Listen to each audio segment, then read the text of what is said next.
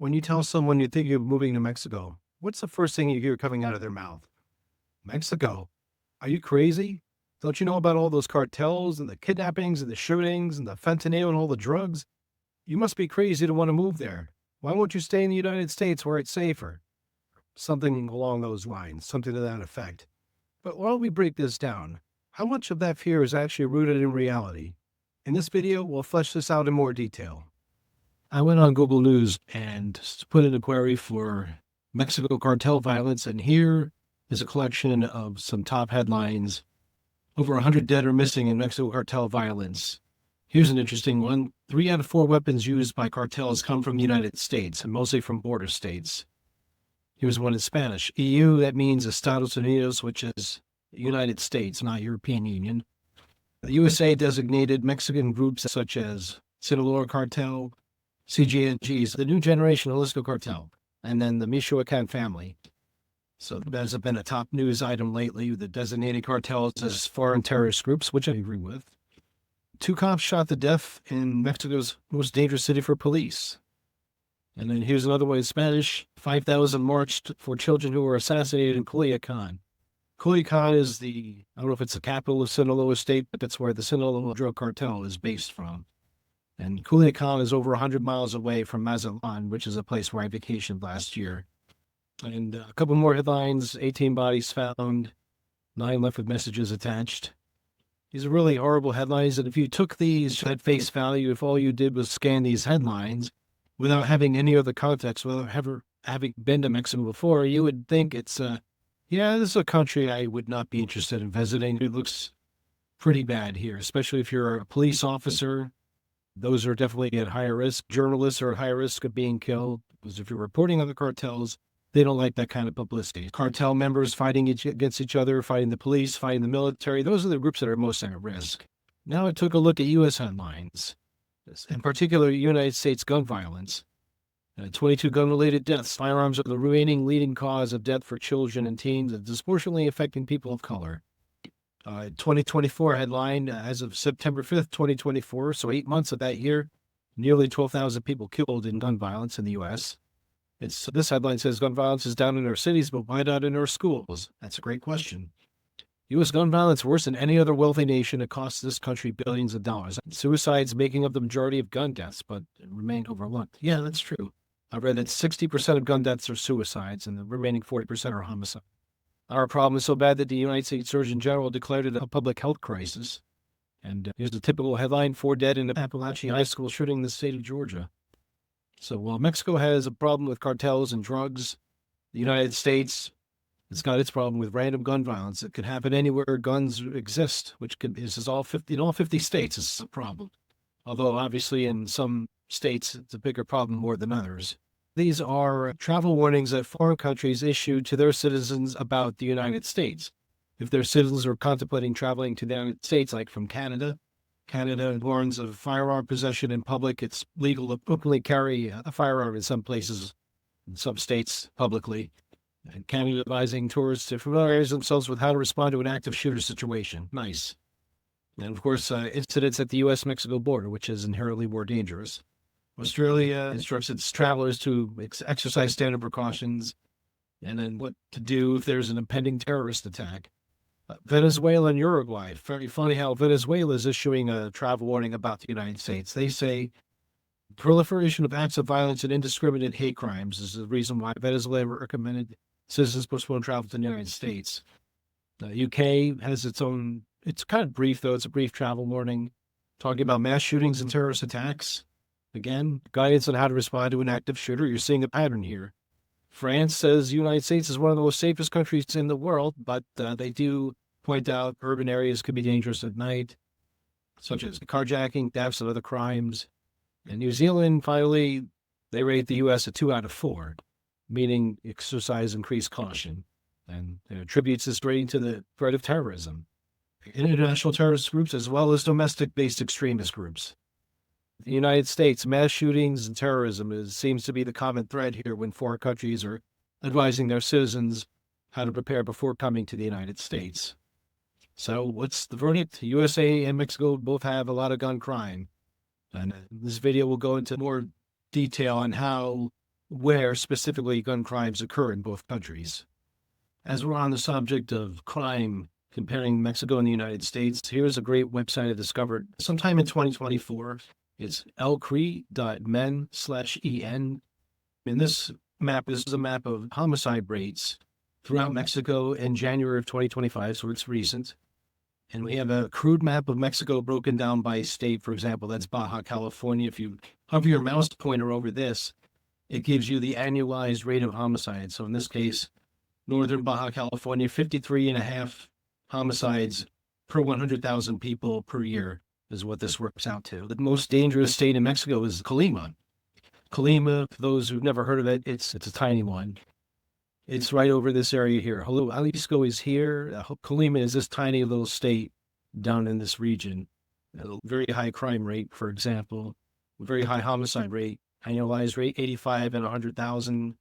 And some other more dangerous states could include Sinaloa State, home of the Sinaloa drug cartel, has a fairly high homicide rate, but not the highest. There is Guanajuato, which, from what I understand, is one of the most dangerous in the country. There's a lot of remote areas where cartels can operate. Annualized rate 64.4.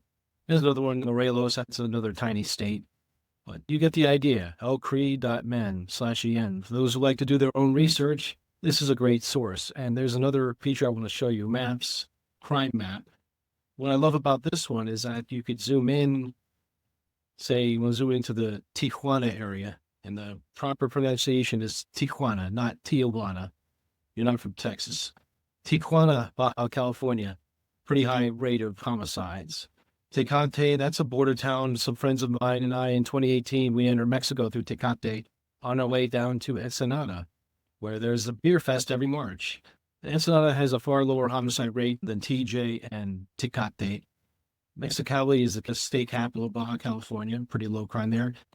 Here's San Luis Rio, Colorado, another port of entry. A friend of mine and I in 2017 entered Mexico this way. It's got a pretty high crime rate. Obviously, I don't have the time to go through everywhere in this video. Ciudad Juarez is another really bad area on my list of places not to go in Mexico. So if you take the time on your own to look at this map, oh yeah, there's Acapulco. What used to be a great tourist destination nowadays, pretty high crime rate. And then they'll finish this part off here with the safest city in Mexico, Mérida. Lowest homicide rate throughout the country. There's one more map. There's a cluster map, which is also quite helpful. It has statistics February 2024 till January 2025. You could zoom in by state. Mérida, there it is again, lowest homicide rate in all of Mexico. And the most dangerous probably could be Colima. Manzanillo, Colima is pretty dangerous. There's Culiacan. This is where the Sinaloa drug cartel is based. So that's a city you want to avoid. There's been a lot of problems lately. Since, I think, September of 2024, violence has just upticked there. So drive around it, fly over it, just would avoid it. And here's Mazatlan. That's a nice place. I was there last summer. Here is howstuffworks.com. They've got a great article. It's dated November of last year, so it's quite current. 12 most dangerous cities in Mexico by homicides per capita. So this is a useful source. And here is the list. We'll just get right to it. Manzanillo, Colima, the highest rate, 134 homicides per 100,000 people. That's quite up there. San Luis Rio, Colorado, Sonora, there's Michoacan. Michoacan State is here, southeast of Jalisco, west of Mexico State and Mexico City. Morelos is south of Mexico City. Then you got Michoacan, Morelos, Colima, Morelos, again. Tecate, like I mentioned earlier, more Michoacan, Tijuana, mentioned that before, Acapulco, Colima. So there's your list. People.howstuffworks.com, most dangerous cities in Mexico. You can just search right from that page. And now I want to talk about the United States. So far, this is the closest equivalent I could find to elcree.men. This is populationreview.com, crime rates by states, a crude map of the United States. The most dangerous state is not actually a state, it's the District of Columbia. And this is rated in terms of not only homicides, but violent crimes in general. So, D.C., highest crime rate by far, followed by New Mexico and Louisiana, pretty much tied for second place. Colorado is pretty much third or fourth place, which surprised me. I didn't think Colorado had that much crime. I wonder why. You got South Carolina, Arkansas, Oklahoma, Washington, Tennessee, and Oregon to round out. I guess that's the top 10. highest crime rate states in the United States as of 2024. Here's another map. Well, it's not a map, but crime rates by city. I looked for a map that was the equivalent to this one. Yeah, I was looking for the U.S. equivalent of this map here. Couldn't find it. I found this page here. The most dangerous city in the United States, Memphis, Tennessee. Violent crime rate of approximately 2,400 per 100,000 people. Some other cities that are on this list include St. Louis, Missouri, Kansas City, Missouri, Detroit, Michigan, and Springfield, Missouri. And so these are very large cities. It's not necessarily dangerous in all areas. As you know, cities have pockets of crime. They have dangerous areas, not so dangerous areas. It just depends on where you go in a city. So there's one more source I wanted to show you. This is the Gun Violence Archive. It's a great resource. They compile, obviously, information on gun-related incidents, homicides, suicides, defensive use of gun, home invasions.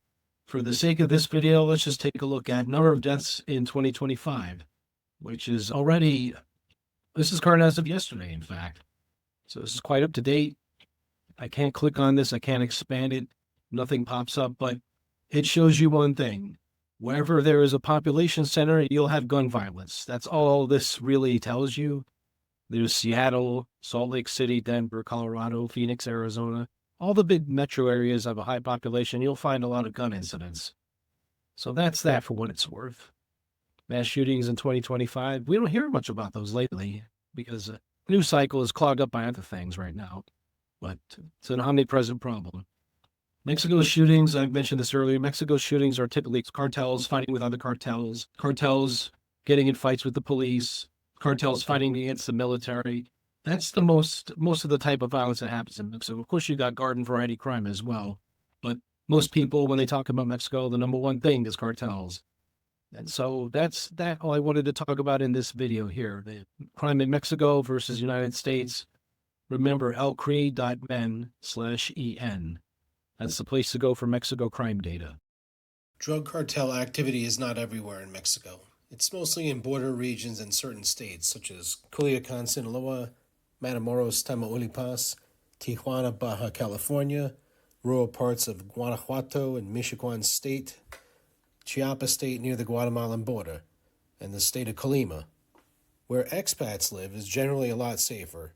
Cities such as Puerto Vallarta, Lake Chapala, Merida, Yucatan, San Miguel de Allende in Guanajuato, Querétaro in the state of Querétaro, Mazatlan, Sinaloa, Mexico City, and many of other cities that Americans call home are a lot safer. But regardless of where you go in Mexico, whether it's a rural destination, a major city, or somewhere in between, day or night, use your common sense. Use the same principles that you would use in the States. Don't flash your wealth. Don't talk about your money in public. Stay away from areas that look sketchy, that feel kind of sketchy to you. Stay informed. Avoid being drunk in public. This is a major one because if you're intoxicated in a public place, you'll be drawing attention to yourself. And you could lose your wallet, you could lose your phone, your sense of direction. So it's not a good idea. Just if you take anything away from this video, if it's something you wouldn't think of doing in the United States, then you probably shouldn't do it in Mexico. In February 2024, I took a trip to Hermosillo, Sonora, Mexico. Hermosillo is the capital of the state of Sonora, which is directly south of Arizona. From Tucson, Arizona to Nogales, Arizona, which was about an hour. Parked my car, paid, across the street, exchanged my dollars for pesos, and then I walked across the border on foot. Asked around to find the immigration office. It took a while, but I was able to find immigration, and I was able to get the tourist visa issued to me. It's called an FMM, Forma Migratoria Multiple, something like that. It's just a standard tourist visa where they give you up to 180 days. And I told them I was going to Hermosillo, and they asked me, are you going to go there to work? I said, no, just tourism. So they had no problem giving it to me. And then after I got the tourist visa signed, I continued on foot, walked about 2.5, 3 miles south through Nogales on foot. Eventually got to the bus depot, bought a ticket, and the one-way, it was a round trip, or I don't remember if it was a one-way or a round trip ticket, but either or. Trip was about 3.5 to 4 hours. It was nice, uneventful, very nice scenery, very nice, uneventful, enjoyable ride. I had a good time on it. It was a nice, well-equipped bus. And I am now on the bus, and it's a big, beautiful bus. Wow. And to think I paid like $20 for this ride. That's the amazing part. Oh, more comfortable than being on an airliner. It's got a nice reclinable seat and made it down Hermosillo without incident. I spent, I think it was a 3-day weekend. Got there on a Friday and all day Saturday, all day Sunday. And then Monday morning at the crack of dawn, I remember leaving the hotel and heading back to Tucson, walking back to the bus terminal, watching scores of people boarding buses, walking to work, driving to work, just like in the States. And I got to the bus terminal, got on my return trip. 4 hours later, I'm back in Nogales, Sonora, then across the border, back into the U.S. Without incident, no police encounters, no problems with civilians in Mexico. No, my biggest danger was crossing the streets because in foreign countries, you can't assume that traffic lights will work the same. People drive differently. Traffic lights work differently. Can't assume anything. You just, when in Rome, do what the Romans do. That's what I did in Mexico. I just watched the locals to see how these people crossing the street just do what they do. But all in all, it was an enjoyable trip. I actually had planned it out several years in advance, but COVID and other things always made me put it on the back burner. We finally got around to it. This is a little over a year ago now. On me, though, was the messages I was getting at random on Facebook. Like, are you crazy? You go into the most dangerous part of one of the most dangerous parts of Mexico on your own. Are you out of your mind? Don't you worry about cartels and kidnappings? I saw this movie or I was reading this book or something. It's not firsthand knowledge. No, I'm here to tell you that if I could do this, someone else can. I'm not special, just well prepared. I just had a plan and executed upon it. My success is definitely repeatable. In the summer of 2024, I was in Guadalajara for 8 weeks. 5 of those weeks was as a student going to school to become certified as an English teacher. And after we graduated, me and my classmates were at a bar outside of a park just celebrating, enjoying ourselves. And it started to rain, and then all of a sudden a fight broke out between, I'd say, a half a dozen guys. They're probably in their 20s, 30s, maybe 40. Just going at it, old-fashioned fist fight. They're duking it out, brawling in the rain outside a park. One of the guys even fell in the rain, and they're all piling on each other. But what I'm getting at is that there were no knives, no guns, no weapons involved. The police were never called. It was over in less than 5 minutes. The worst thing that happened, the guy got a nosebleed or something, but that was it. And none of us felt threatened or unsafe at any point. It was more amusing than anything else. Now contrast this with the United States, where you have house parties that sometimes end in gunfights. You have festivals where a gunfight could break out, road rage shootings, parking lot dispute shootings, school shootings. American citizens, we shoot each other everywhere and anywhere, for any reason or no reason, it seems. It's out of control if you ask me. In all my times in Mexico, I've visited that country going back to 2016.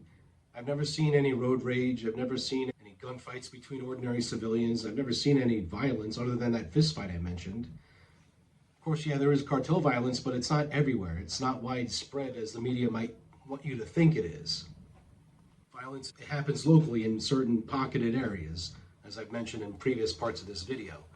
Where in the United States, gun violence, random gun violence, can literally be anywhere somebody has a gun, is all it takes. Mexican citizens, they don't generally have guns or weapons or anything like that.